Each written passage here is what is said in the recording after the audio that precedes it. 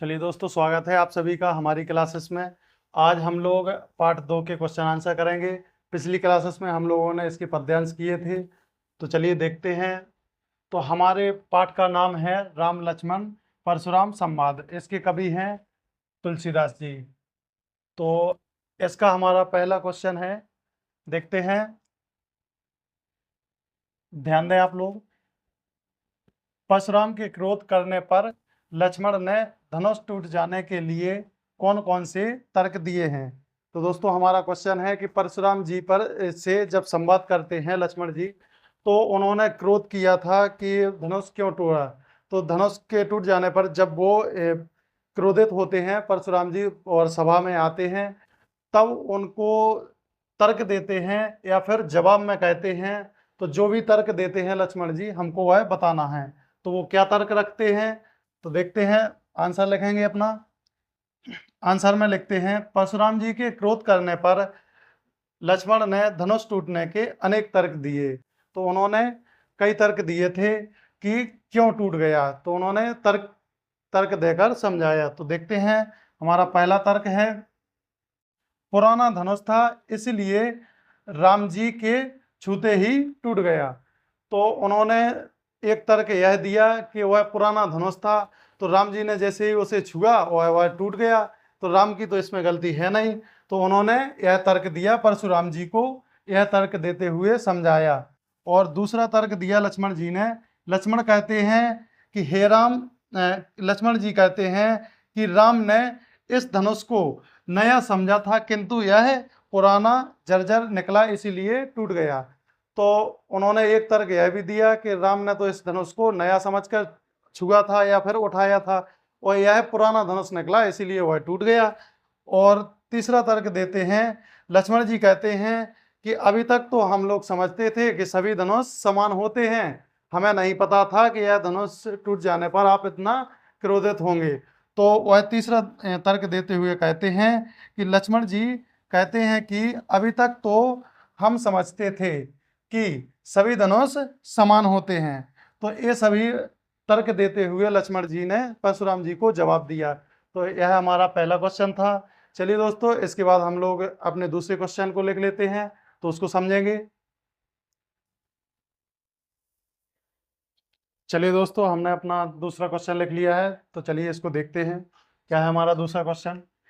तो क्वेश्चन देखते हैं, परशुराम के क्रोध करने पर राम और लक्ष्मण को जो प्रतिक्रियाएं हुई, उनके आधार पर दोनों के स्वभाव की विशेषताएं अपने शब्दों में लिखिए। तो जब परशुराम के ने क्रोध किया, तो राम ने और लक्ष्मण ने जो भी प्रतिक्रियाएं दी, तो उनको हमको अपने शब्दों में लिखना है। तो हम लोग लिखते हैं, देखते हैं। तो उत्तर में हम लिखते हैं कि परशुराम के क्रोध करने पर राम और लक्ष्मण की स्वभाव की विशेषताएं निम्न हैं। तो हमको इन दोनों के स्वभाव की विशेषताएं बताना है, किसी राम का क्या स्वभाव था और उन्होंने क्या उत्तर दिया, तो और लक्ष्मण का क्या स्वभाव था। तो चलिए सर्वप्रथम देखते हैं राम का स्वभाव। तो परशुराम जी के प्रति इनका स्वभाव देखते हैं। तो नंबर 1 लिखते हैं, परशुराम करने के बाद भी राम मृदुल वाणी में कर देते रहे।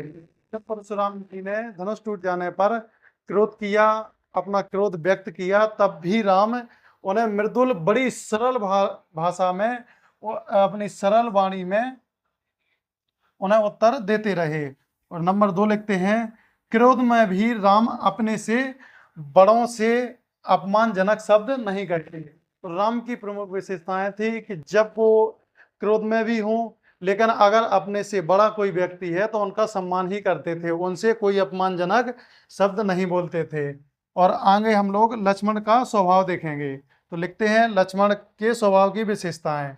तो नंबर 1 लिखते हैं, लक्ष्मण परशुराम की बातें सुनकर उन पर कटाक्ष करते हैं तथा अपमान भरे शब्द कहते हैं। तो लक्ष्मण जी का स्वभाव था कि वह भी थोड़ी से क्रोधी थे, वो शांत मन से काम नहीं लेते थे जैसे कि राम लेते थे। तो लिखते हैं कि लक्ष्मण जी से जब परशुराम जी ने संवाद किया, तब उन्होंने कटाक्ष भरे उनसे शब्द कहे तथा अपमान भरे शब्द कहे। तो परशुराम जी का एक प्रकार से उन्होंने अपमान भरे उनसे शब्द कहे या अपमान किया।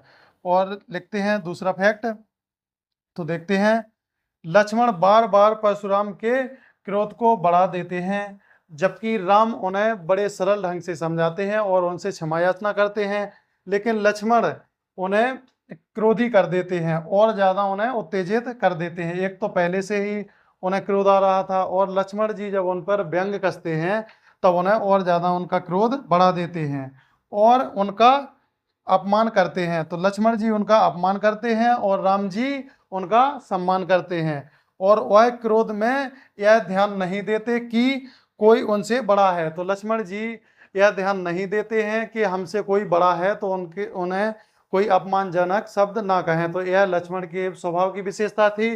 और श्री राम की स्वभाव यह था कि अगर उन्हें गुस्सा भी आए और कोई उनसे बड़ा है तो उनका सम्मान ही करते थे। तो ये इन दोनों के स्वभाव की विशेषताएं थी जो हमने देखी। तो आप लोग इसको लिख सकते हो। और चलिए अपना नेक्स्ट क्वेश्चन देखेंगे। तो हम लोग अपना अगला क्वेश्चन लिख लेते हैं।